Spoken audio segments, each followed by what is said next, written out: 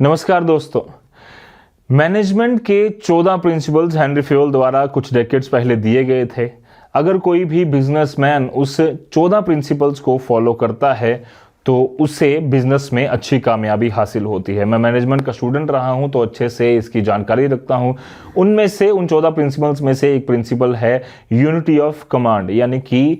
One person one subordinate should receive orders from one superior only, यानी कि एक काम के लिए एक सबॉर्डिनेट जो है वो एक ही बॉस से ऑर्डर्स ले तो उसे क्लैरिटी ज़्यादा होगी, उसकी एफिशिएंसी ज़्यादा होगी, उसका काम करने का जो ढंग है और जो उसका बेनिफिट है वो ज़्यादा हो पाएगा। अगर आप ज़्यादा लोगों से कमांड लेते हैं और ज़्यादा जगहों पर आप हाथ फैलाते हैं तो कहीं ना कहीं उसका नुकसान भी होता है। ये कहा भी जाता है कि अगर एक व्यक्ति ज़्यादा कश्तियों पर सवार होता है तो कोई भी उससे नैया पार नहीं लगाएगी। हो सकता है कि बीच मझधार में कोई ना कोई उसे छोड़कर गिर जाए, वो खुद भी डूबे और कहीं ना कहीं नुकसान भी करवाए। अब इस सारी चीज की बात आज हम क्यों कर रहे हैं, क्यों इस पर मुझे चर्चा करनी पड़ी, उस पर अब जब आप ये पूरी स्टोरी मेरी सुनेंगे तो आपको समझ आ जाएगा। दरअसल कुछ दिन पहले सरकार ने एक फैसला लिया कि जम्मू और कश्मीर के जो गवर्नमेंट एम्प्लॉयज हैं, चाहे वो डिपार्टमेंट्स में हो, पीएसयूज यानी कि पब्लिक सेक्टर अंडरटेकिंग्स में हो या फिर ऑर्गेनाइजेशंस जो गवर्नमेंट डिपार्टमेंट की हैं उनमें हो, उनके सभी एम्प्लॉयज को हर महीने की 7 तारीख से पहले एक परफॉर्मेंस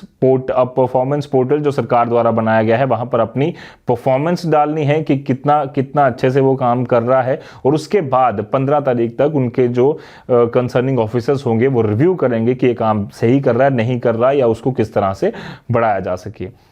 एम्प्लॉयज से कितना काम लिया जाना चाहिए, किस तरह से लिया जाना चाहिए, कितना समय उनको और जो है वो उनका लेना चाहिए, इन सारी चीज़ों पर सरकार का ध्यान, सरकार की नज़र ज़रूर है, पर एम्प्लॉयज़ की वेलफेयर के लिए कुछ भी नहीं सोचा जा रहा। इसका प्रूफ हम आपको देने की आज कोशिश करेंगे। दरअसल अगर हम बात करें इस समय जम्मू और कश्मीर के अलग अलग गवर्नमेंट डिपार्टमेंट्स की, तो हर लेवल पर कहीं ना कहीं एक ऐसा स्टेगनेंट पीरियड आ चुका है जहां पर अगर फॉर इंस्टेंस अगर हम फाइनेंस डिपार्टमेंट ले लेते हैं तो जो चीफ अकाउंट ऑफिसर पिछले कई सालों से बना हुआ है वो वहीं पर है, उसकी ना प्रमोशन हो रही है। इसके अलावा जो अकाउंट ऑफिसर है या फिर उसके नीचे हायरार्की की अगर हम बात करें तो चीफ अकाउंटर ऑफिसर के नीचे अकाउंट ऑफिसर, फिर असिस्टेंट अकाउंट ऑफिसर और फिर अकाउंटेंट, या फिर अगर हम उसको जो भी अलग अलग डिपार्टमेंट्स में उसको कहा जाता है वो ट्रेजरी में है, अलग अलग डिपार्टमेंट्स में है, फाइनेंस में है, वगैरह वगैरह। ये सारे लेवल्स पर, अलग अलग लेवल पर जो पोस्ट हैं वो वैकेंट भी हैं और इन सभी एम्प्लॉयज को एडिशनल चार्जेस भी मिले हुए हैं। उसको प्रूव करने के लिए मैं एक डॉक्यूमेंट आपके सामने बता रहा हूं जिसमें कि आप देख सकते हैं एक व्यक्ति को, एक एम्प्लॉय को एक से ज़्यादा जो पोस्ट हैं एडिशनल चार्जेस जो हैं वो दिए गए हैं।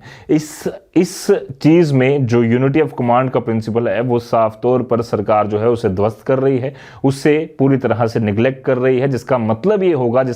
होगा कि अगर एक व्यक्ति एक डिपार्टमेंट की बजाय 2, 3, 4 डिपार्टमेंट्स में अलग अलग लेवल काम करता है तो एम्प्लॉय के पास 24 घंटे ही हैं, उनमें से 8 या 10 या 12 घंटे जितने भी वो काम करना चाहता है, जितने भी वो करता है, उसने वही टाइम डिस्ट्रीब्यूट करना है। अगर वो एक दिन इधर जाए, दूसरे दिन उधर जाए, तीसरे दिन कहीं और जाए तो उसका जो काम करने का एक जगह पर फोकस है वो बटेगा, उसका जो काम करने का जो एफिशिएंसी है एक चीज को लेकर वो कम होगी और अल्टीमेटली उसका नुकसान जो है एम्प्लॉयज को तो होगा ही होगा, पर उसका नुकसान जो है उस डिपार्टमेंट से जुड़े जितने भी आम जनता है जो कि कहीं ना कहीं उनका काम वहां पर रुक जाएगा, उसको उस तरह की एफिशिएंसी, उस तरह की स्पीडी डिलीवरी ऑफ वर्क जो है वो नहीं मिल पाएगी। इसकी वजह से यूनिटी ऑफ कमांड की वजह से जो इसकी यूनिटी पूरी खराब हो रही है, उसकी वजह से कहीं ना कहीं जो गवर्नमेंट डिपार्टमेंट्स के बाद जो आम जनता है वो सफ़र करेगी, एम्प्लॉयज़ तो सफ़र कर ही रहे हैं।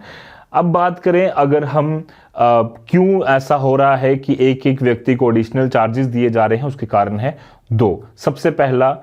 2 या 3, अगर हम 3 पार्ट्स में उसको बांटे, सबसे पहला कि सही समय पर प्रमोशन नहीं हो रही, दूसरा ट्रांसफर्स नहीं हो रही सही समय पे, और तीसरा जो खाली पोस्ट बची हुई हैं उन्हें भरा नहीं जा रहा समय पर। हाल ही में जेकेएसएसबी को और जेकेपीएससी को जम्मू और कश्मीर के अलग अलग डिपार्टमेंट्स द्वारा जरूर पोस्टें रेफर हुई हैं, पर अभी तक उनका प्रोसीजर कंप्लीट नहीं हो पा रहा है, जिसकी वजह से अलग अलग डिपार्टमेंट्स में स्टेगनेंसी जो है वो आ गई है, पूरी तरह से चीज़ें रुक चुकी हैं। फॉर इंस्टेंस जैसे मैंने बताया फाइनेंस डिपार्टमेंट को हम ले ही चुके हैं, तो आगे भी इसी की एग्जांपल लेकर आपको समझाने की कोशिश करेंगे। एक व्यक्ति एक पोस्ट पर as per the transfer policy जो जम्मू और कश्मीर की है उसमें मिनिमम 2 इयर्स या उससे कम भी रह सकता है, डिपेंड करता है कि एम्प्लॉय को अगर एम्प्लॉयर को लगता है या उसके बॉस को लगता है कि ये यहाँ पर सूटेबल नहीं है, लोगों को इसका फ़ायदा नहीं हो पाएगा, डिपार्टमेंट को इसका फ़ायदा नहीं हो पाएगा। मिनिमम पीरियड कम हो सकता है, पर मैक्सिमम पीरियड 3 साल का है, यानी कि 3 साल से ज़्यादा किसी भी एम्प्लॉय को एक जगह पर पोस्टिंग नहीं मिलनी चाहिए। इसके अलावा अलग अलग रूल्स ट्रांसफर पॉलिसी के तहत दिए गए हैं, पर अगर हम डेटा खंगाले पिछले कुछ सालों का, तो एक एम्प्लॉय लंबे लंबे समय तक 4-4, 5-5 सालों तक एक ही जगह पर जो है वो सर्व कर रहा है, जो कि शेयर एक वायलेशन है ट्रांसफर पॉलिसी की। इसके अलावा अगर प्रमोशन की बात करें तो 3 या कुछ ब्रॉडली अगर हम बात करें तो फंक्शनल नॉन फंक्शनल तरीके से पोस्टिंग जो प्रमोशन है वो होती है। पहली प्रमोशन इस तरह से होती है कि फंक्शनल जो बात करें उसको समय समय पर जो है प्रमोशन दी जाती है और उसके हिसाब से रैंक और उसकी जो इंसेंटिव्स हैं वो दिए जाते हैं। पर नॉन फंक्शनल हो गया, रैंक नहीं बढ़ाया जाता बट इंसेंटिव, मॉनेटरी इंसेंटिव जो है वो दिया जाता है। अब फंक्शनल की बात करें तो प्रमोशन में 3 तरह से, अगर आप गवर्नमेंट एम्प्लॉयज़ हैं या कहीं पर भी अगर हम बात करें तो 3 तरह से गवर्नमेंट एम्प्लॉयज़ की प्रमोशन होती है। पहला होता है कि अगर वो इंटर डिपार्टमेंटल जो उसके एग्जाम होते हैं, जैसे अगर हम अकाउंट्स की बात करें फॉर इंस्टेंस जो हम ले रहे हैं अकाउंट्स की बात करें तो सैक 1 और सैक 2, जिसमें सबऑर्डिनेट अकाउंटिंग कोर्स 1 और सबऑर्डिनेट अकाउंटिंग कोर्स 2, जिसमें कि जो एओस तक के, जो माफ कीजिए अकाउंटेंट तक के एम्प्लॉय हैं वो सैक देते हैं ताकि वो प्रमोट हो सके, और सैक 2 जेकेएस वगैरह जो एम्प्लॉयज़ हैं वो दिया करते हैं। ये हो गया पहला तरीका अगर आप एग्जाम देते हैं। दूसरा है कि आपका एक समय हो चुका है 4, 5, 7 साल, जितना भी सरकार ने तय किया है उस डिपार्टमेंट के लिए, वो समय पूरा हो चुका है और आपको फंक्शनल तरीके से रैंक भी दिया जा रहा है और एडिशनल जो इंसेंटिव्स है, मॉनेटरी बेनिफिट्स, वो भी दिए जा रहे हैं। और तीसरा है out of turn promotion. Out of turn promotion का मतलब ये है कि गवर्नमेंट जो है वो एक एम्प्लॉय के काम से खुश है, उससे वो चाहती है कि अच्छा रैंक दिया जाए, उसको अच्छे मॉनेटरी बेनिफिट दिया जाए, वो किया जाता है, पर उसके लिए भी अलग अलग कैटेगरीज हैं। अब बात करें पिछले कई महीनों से या कई सालों से सैक के या अलग अलग लेवल पर जो एम्प्लॉयज एग्जाम दे रहे हैं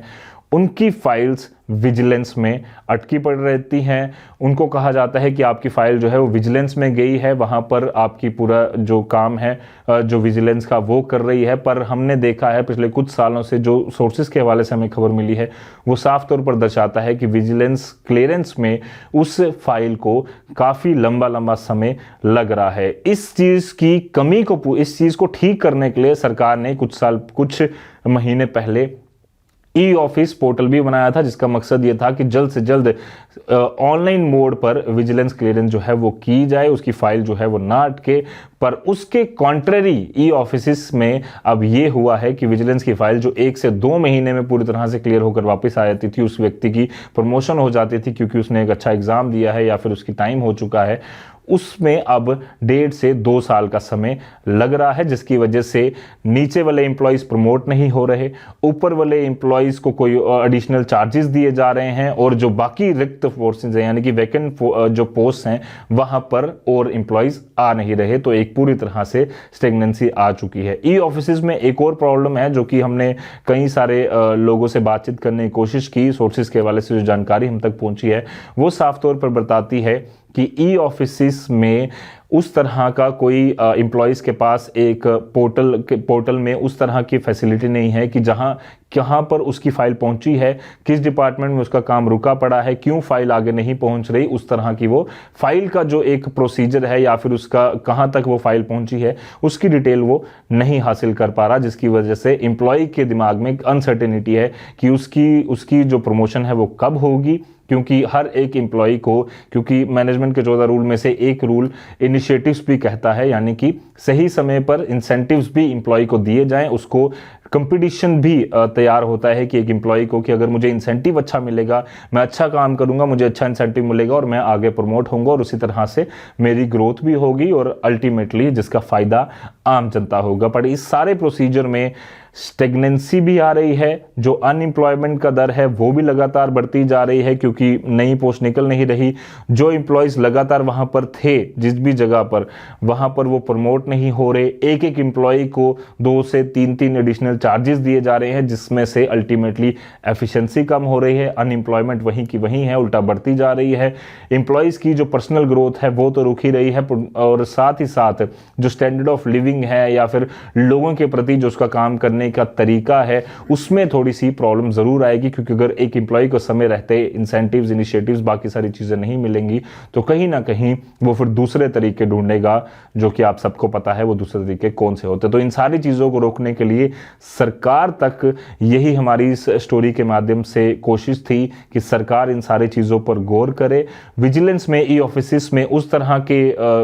इस तरह के तरीके अपनाए ताकि जो ई ऑफिस में फाइल्स कहां पर पहुंची है विजिलेंस में, या कहां पर उस व्यक्ति की फाइल रुकी हुई है, कहां कहां उसका प्रोसीजर चल रहा है, वो प्रोसीजर उस व्यक्ति को, एम्प्लॉय को पता चल पाए। अल्टीमेटली जब हम बात करते हैं कि एम्प्लॉयज की परफॉर्मेंस अच्छी हो,